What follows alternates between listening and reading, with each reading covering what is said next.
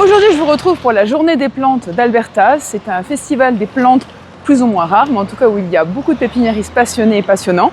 À côté d'Aix-en-Provence, j'y vais tous les ans en famille et là, je voulais vraiment vous embarquer avec moi parce que ça mérite vraiment le détour. C'est parti!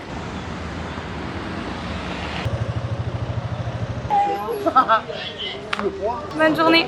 Merci!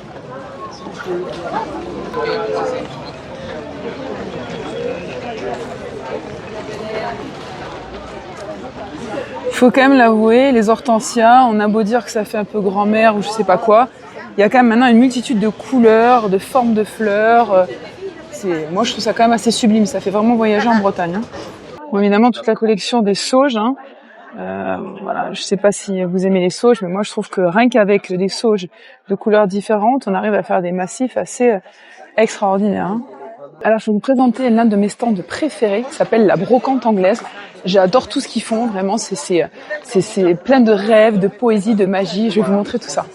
Alors qu'il s'agisse de structures en cortène, même la fer forgée, ils ont tout un univers là de sculptures, de statues. Je suis complètement fan de ce qu'ils font. Et en plus, ça fait vraiment, moi qui vous présente des brocantes de façon assez systématique, c'est vraiment un univers de brocante, vous voyez. Alors les prix sont pas forcément des prix très brocantes, mais j'espère que vous arriverez à admirer avec moi la beauté quand même de ce stand. Alors ce stand, ils font toujours beaucoup d'efforts. Ils font toujours en sorte, vous voyez, que ce soit présenté dans des petites caisses en bois. Bah voilà, on est dans du recyclage, un peu de l'ambiance brocante. Et il y a toujours les petites fichettes. Bon, ça, tous les stands font des efforts de petites fichettes. Et vous voyez, je trouve que c'est fait vraiment petite mise en scène rustico-campagnarde, hyper sympa. Vous voyez, on a tout ce qui va pouvoir agrémenter le jardin, lui ramener un petit peu de peps, soit en termes de sculpture ou de structure, qu'il s'agit juste pour la simple déco ou pour même parfois aider les animaux, vous voyez, comme des repères à insectes ou à biodiversité. Enfin, je trouve ça vraiment, excusez-moi, absolument fabuleux. Et là encore, la plantation sur des vieux volets et tout, il y a quelque chose, quoi. On est aussi un peu dans l'univers de la brocante. Alors il y a aussi cette pépinière, vous voyez, à chaque fois il y a les noms des pépinières bien accrochés sur des petites pancartes. Et puis vous avez évidemment toutes les plantes avec à chaque fois, vous voyez, donc là c'est tout ce qu'on va appeler un peu les plantes de rocaille autour des rochers, vous voyez, donc vous avez à chaque fois la rusticité, le nom, le moment de la floraison, et c'est vraiment bien fait parce que même pour les novices, vous voyez, ça permet vraiment de pouvoir s'approprier ce monde des plantes si fabuleux et qui moi fait partie de mon quotidien depuis des années finalement. Alors je vous parlais de décoration, là encore, regardez-moi ça, cette couleur, cette ambiance. Je vous dis, ça participe vraiment à chaque fois à faire en sorte que le jardin se présente vraiment différemment. Alors j'ai aussi jeté mon dévolu, regardez-moi sur ces fameuses sculptures. Hyper sympa ces structures. Hein. Donc faites à Bali, hein, bon, évidemment les rois du rotin et de l'osier. Hein. Mais très très sympa, même les plateaux flottants pour piscine. Voilà. La fille, elle noue ça que pour les événements et elle fait faire ça sur mesure là-bas. Original, hein. Bon, que serait le jardin Alberta sans les roses, sans ces rosiers, hein, toujours des superbes spécimens.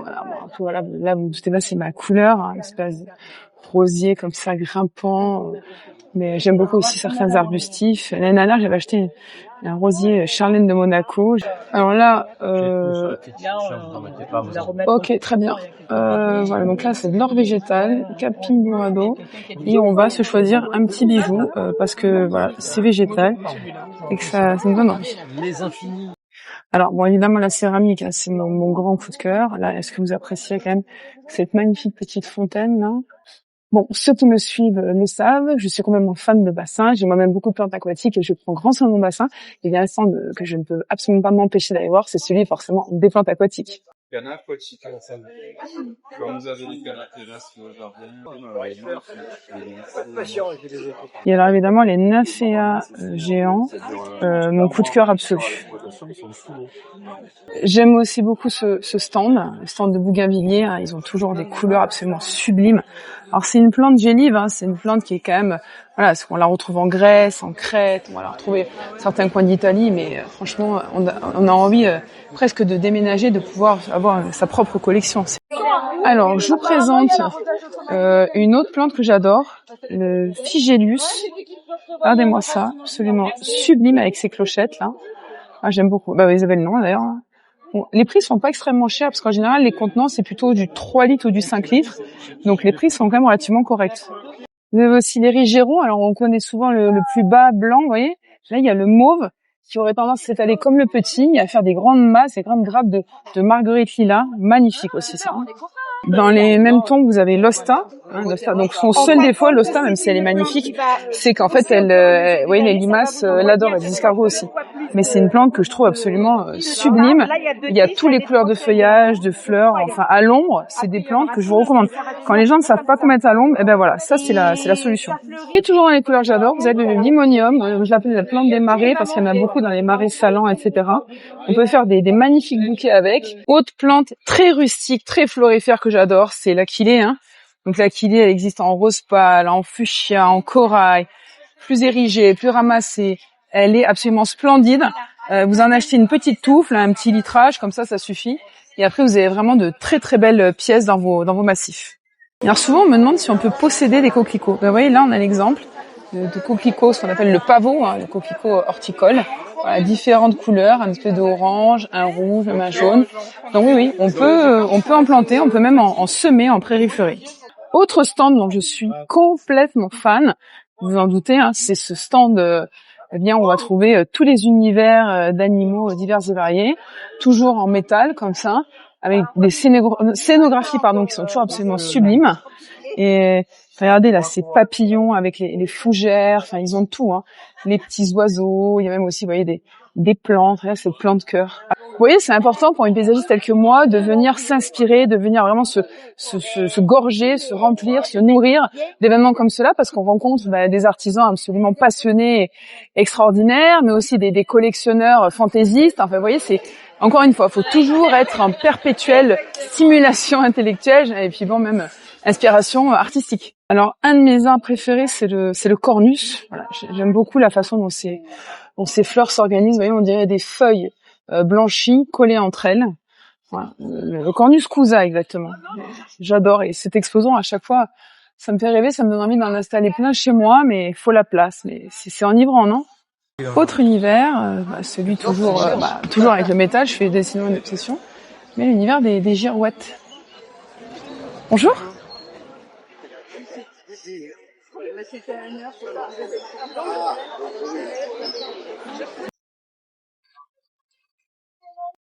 Tout à l'heure, je vous parlais des sauges. Alors, ce pépiniériste, il ne fait que des sauges. J'en ai acheté l'année dernière. Alors, je le redis, les sauges, même si vous achetez un petit contenant, un litre comme ça, vous en achetez une, et après, vous avez une énorme touffe, une énorme masse. Et dans un massif, c'est la reine des massifs. C'est très florifère. Vous voyez, que ce soit l'officinalis comme ceci, ou même d'autres variétés, l'ananas, tout, elles ont toutes des caractéristiques qui font que rien qu'avec des sauges, vous pouvez faire un massif hyper diversifié, hyper dense. Enfin, je vous assure, c'est vraiment un bonheur, une beauté de travailler des plantes pareilles. Alors, un autre personnage quand même connu ici, c'est le monsieur qui fait du saule tressé. Donc lui, il fait des petits arbres tressés comme ça pour qu'on l'emmène, mais il fait bonjour. Mais il fait également des structures, etc. Donc c'est vrai que c'est assez intéressant. Là, on voit un peu même, vous voyez, les structures qu'il propose et tout. Puis même le monsieur a vraiment lui-même un look un peu même de saule tressé. J'aime beaucoup, un personnage. Et vous voyez, en fait, le principe, c'est qu'on a vraiment cette matière première, cette matière vivante, qui ensuite permet, au gré des envies et des constructions, de faire de vraies structures vivantes. Vous voyez. Donc, le roi des toupies, papa. Petit coup de cœur pour ces poteries de Toulon. Voilà. Bon, évidemment, encore une fois, c'est pas des prix brocantes, comme me dit mon père. Et 260. Voilà. Et là, regardez, j'aime beaucoup en fait les mailles, enfin les couleurs qui ont été choisies. Et mon coup de cœur, c'est celui-ci. Création hyper originale. Vous voyez, donc là, c'est des structures faites en papier mâché avec des graines et des petites fleurs coupées. Voilà, on va retrouver aussi des structures qui sont un peu comme des structures de brocante dans lesquelles on vient végétaliser tout ça. Et puis alors, mon coup de cœur, c'est vraiment ce cadre, vous voyez, avec ces feuilles qui ont été un peu en technique herbier collées là le long comme ça. Enfin, il faut quand même vraiment reconnaître qu'il y a vraiment des artistes sur cette fête des plantes, des artistes qui arrivent à mettre en scène quand même des choses assez fabuleuses. Donc, on aime beaucoup. Même cette feuille avec de l'encre sur un petit tableau, ou encore cette cage là avec ces graines de fenouil séchées. Bon, ici c'est le monde merveilleux des vivaces. Hein. Donc là je vous présente une vivace peu connue. Donc je vous montre le nom, ce qu'on appelle la liatrice. Donc là elle est blanche, mais elle est également rose. Voilà, bon là vous avez les agapants, vous avez les achillées que je vous montrais tout à l'heure, une collection de sauges, et ça continue. C'est que rien que Coréopsis aussi, rien que la façon dont elles sont installées, présentées, les plantes, ça fait presque déjà un massif. Alors souvent on me pose la question pour des couvre-sols efficaces. Donc là on a le lipia, voilà, le sol calcaire, très peu d'eau, ça vient remplacer finalement, c'est le gazon de demain, si je puis dire, floraison estivale assez dense, et ça vient recouvrir comme ça une surface, et ça vient vraiment compenser des zones de gazon qui sont totalement sèches et finalement moches. Alors je leur avais déjà pris l'année dernière des petites suspensions comme ça. En fait c'est un orphelinat avec des petits Indiens qui font ça, et après ils récoltent de l'argent pour l'orphelinat et ils leur renvoient. C'est splendide quand même, hein, ouais. Alors ils ont mis en place ce système, vous voyez, de transport, j'adore. Vous achetez vos plantes et après il y a des petits jeunes qui transportent vos plantes et vous leur donnez ce que vous voulez. J'adore l'idée. Regardez-moi cette trouvaille Anigozanthos, absolument sublime cette couleur feu là. Ça fait après des petites fleurs, oui, qui s'ouvrent comme ça. J'adore, sublime et c'est assez haut, vous voyez. Très très très sympa. Hein. Encore et toujours des sculptures qui plaisent. Donc là, on aime beaucoup.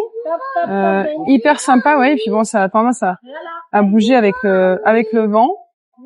Et voilà, je vais vous laisser ici avec ce magnifique décor du jardin des Festival des plantes d'Albertas.